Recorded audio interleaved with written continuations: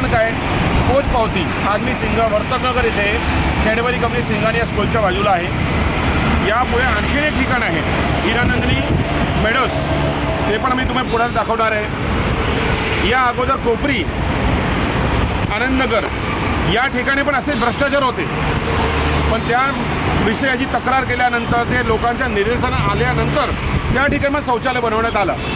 पण मूळ बाब कुठली, सदर विकासकाला अभयदान का देण्याचा गुन्हे का रजिस्टर करण्यात आले नाही, यांची चौकशी का लावण्यात आली नाही. जर हे बाब मी काढली नसती, विषय मी घेतला नसता, तर शौचालय झालेच नसते.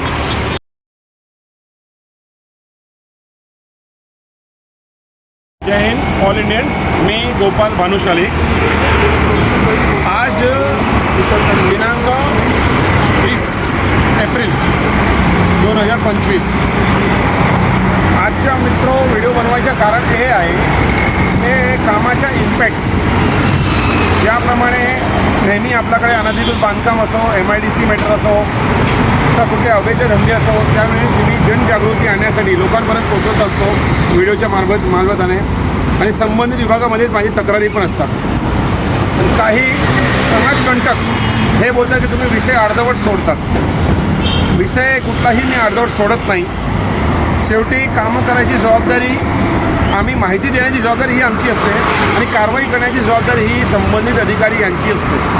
जे प्रश्न काही समाजकंटक आम्हाला विचारतात, तर आमची त्यांच्याशी पण विनंती आहे की हे प्रश्न संबंधित अधिकारी, संबंधित पोलीस स्टेशन यांना पण विचारा,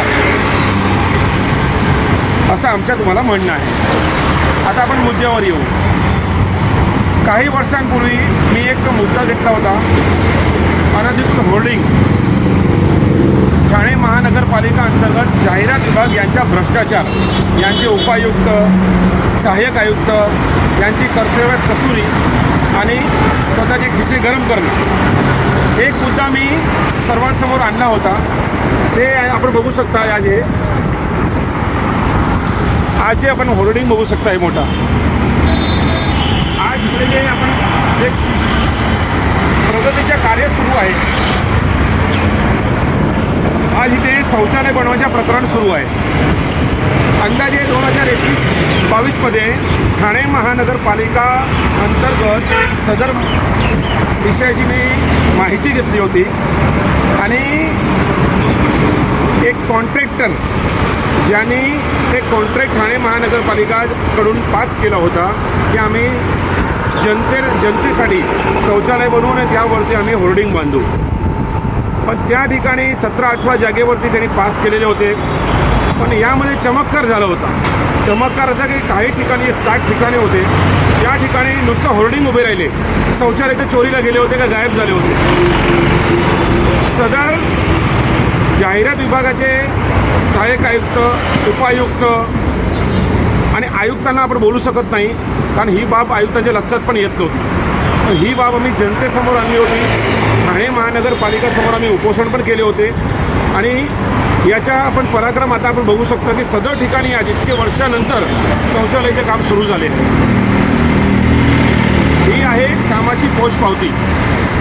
पण यामध्ये पण भ्रष्टाचार. आणखी ठाणे महानगरपालिका अंतर्गत कोणी पण जर 1 वर्षाच्या पाणी बिल भरत नाही कुठलाही कारणास्तव, त्याचे नळ कनेक्शन कापण्यात येतो, दुसरे का त्याला दंड आकारण्यात येतात.